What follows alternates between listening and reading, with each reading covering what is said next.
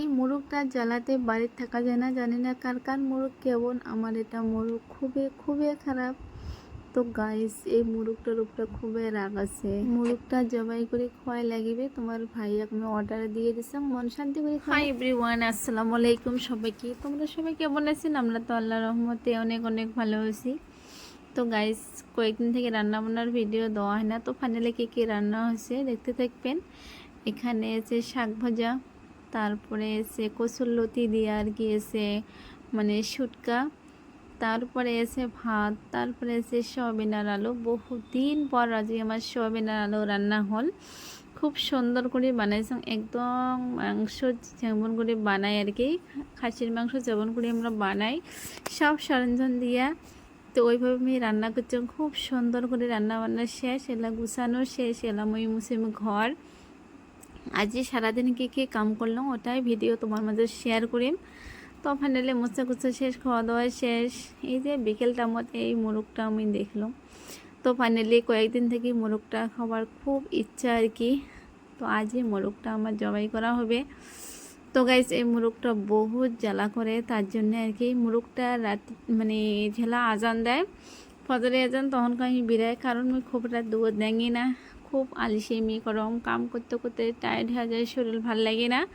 তো ফাইনালি আমি সকাল সকাল আর কি ঘরের যাও, যেহেতু আমি একলাই। তো মোরগটা খুব যন্ত্রণা করে, যেখানে আমরা বসে থাকার জায়গাটা বানিয়েছি রোজ দিন যাই ওখানে মানে পায়খানা করে দেয়, খুব বেয়া লাগে। প্রতিদিন মো ছাপা করার লাগে, রোজ দিনে মো ছাপা করা লাগে। তো তোমার ভাইয়া কয়েকদিন থেকে কয়ে আছে যে মোরগটা জব করে খামো, কয় ঠিক আছে। তো ইনশাল্লাহ আজই জবাই করবো। তো ফাইনালি দেখতে থাকবেন রান্নাটা আর কি।